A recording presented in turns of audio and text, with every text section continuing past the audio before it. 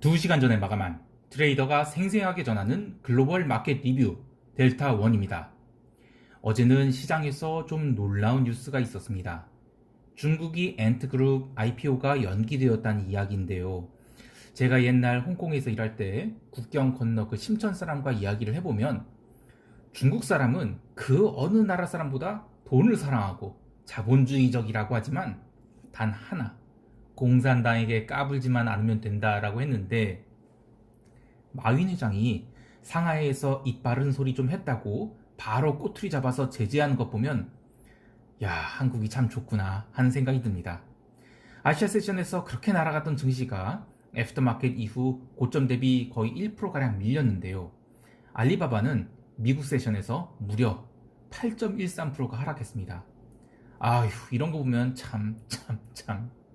이것 말고도 할 이야기가 많으니까 바로 아시아 세션 들어가겠습니다. 아시아 세션은 오늘 아침부터 아주 미친듯이 롱이 들어왔습니다. 오늘 콜옵션이 역대급 폭발을 했는데요. 그간 많이 눌려 있었기 때문에 살짝만 들어주면 콜 감마가 살아날 수 있었는데요. 오늘 비차익 현물 매수가 들어왔습니다. 이게 우리만 이야기가 아니라 글로벌 자금 집행이 돼서 주식 매수가 골고루 들어왔다는 얘기죠.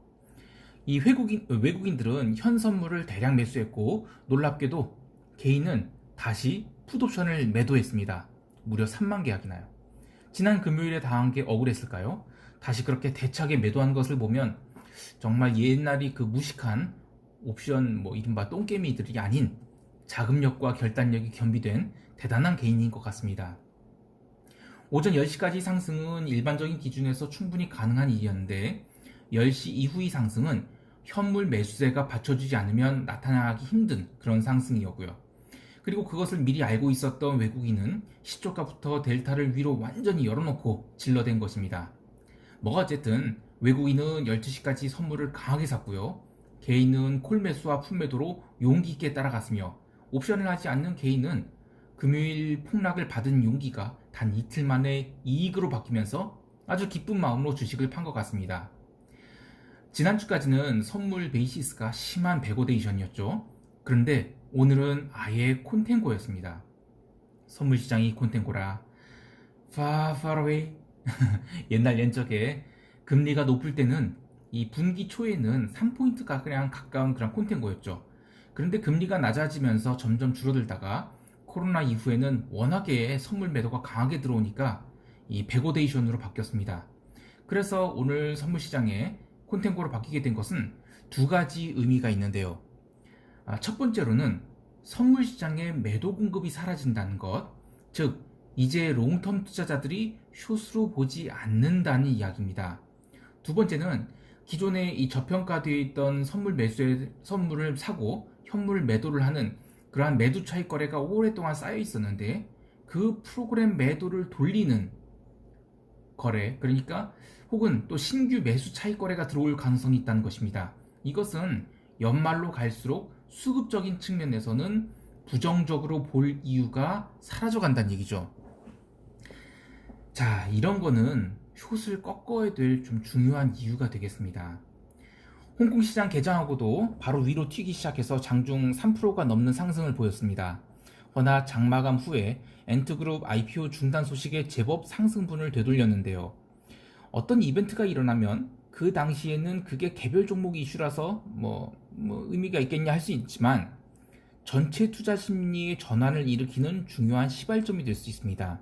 따라서 저는 이 엔트그룹 IPO의 중단 이야기는 간단하게 볼 이야기는 아니라고 봅니다.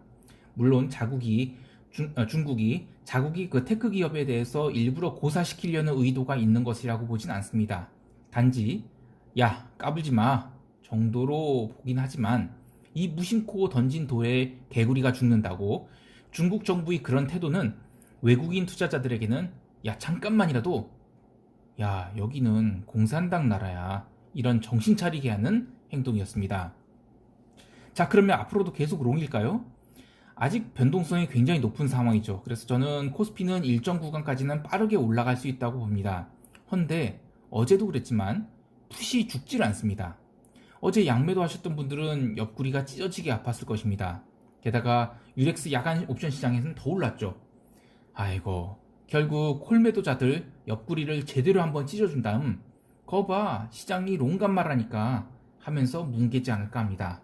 즉 오늘까지는 콜이고 풋이고 옵션 매도를 쳐서는 안 될 날이라고 봅니다. 콜은 델타와 감마 때문에 안 죽고 풋은 풋콜 레이쇼 때문에 그리고 베가 때문에 아무리 폐직해도 죽지 않아서 델타를 추적할 수 없고요. 특히 외가는 풋 더럽게 안 죽을 겁니다. 자, 이제 유럽 세션 가보겠습니다. 유럽은 이틀째 폭등을 했죠. 어제는 무려 2.82% 올랐습니다.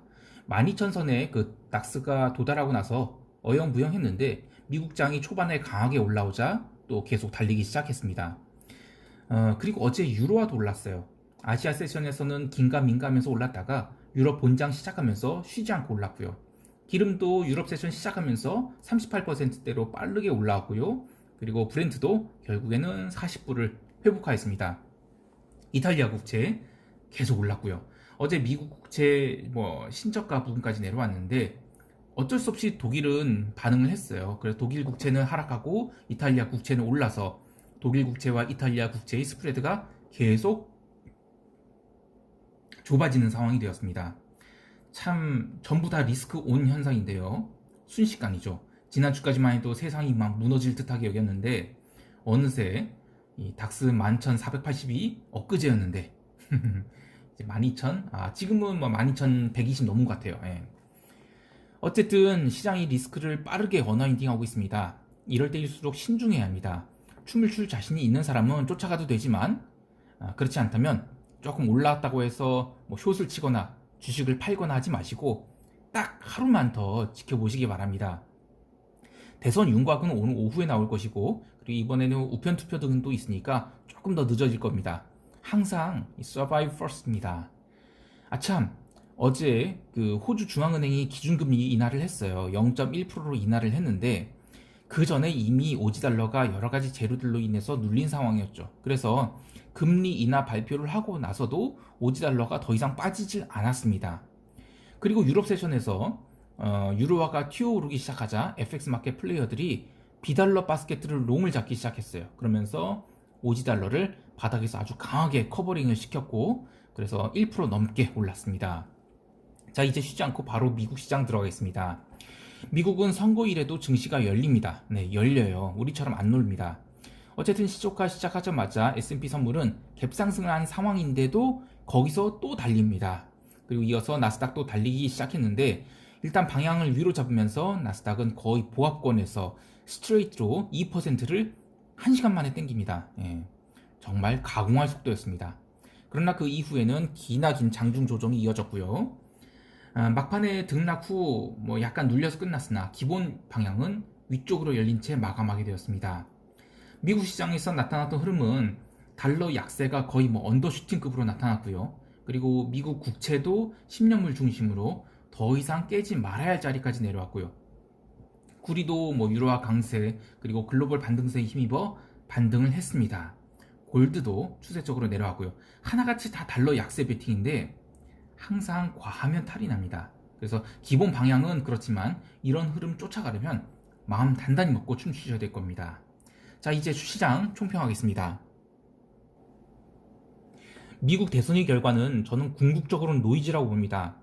지금 잘 봐야 될 게 일봉상으로 미국이 과연 올해를 쌍봉으로 마감할 것인지 아니면 지금이 중간 조정기일지를 잘 고민해 봐야 됩니다. 만약에 지금 중간 조정기라고 한다면 연말은 나스닥 12,000 돌파입니다. 그러나 쌍봉이라고 인식한다면 오늘 나스닥은 올라온 대로 숏을 쌓아야 됩니다. 그런데 저는 쌍봉이라 보이질 않습니다. 펀더멘털상으로는 숏일 수 있는데 시장에서 체감할 수 있는 유동성이 너무 셉니다. 그래서 저는 중립 혹은 롱으로 보고자 합니다. 펀더멘털상으로는 숏일 수 있습니다. 그런데 항상 펀더멘털보다는 유동성이 이깁니다. 그래서 좀 시장을 그동안에는 제가 지난주까지만 해도 이제 부정적으로 봤는데 이번 주 들어서는 중립 혹은 롱이다. 근데 저는 차마 롱으로 따라가진 않을 것이고 기회를 봐서 롱을 쌓는 과정을 가질 것인데요. 어쨌든 미국 국채 계속 지금 빠지고 있거든요.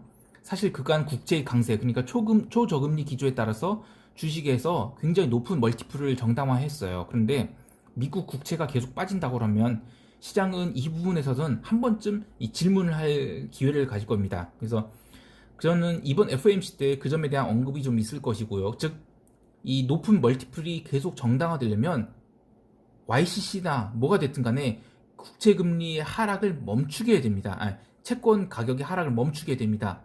그런 형태에서 어떤 그런 언급이 좀 있지 않을까, FOMC에서. 그런 좀 생각을 해보고요.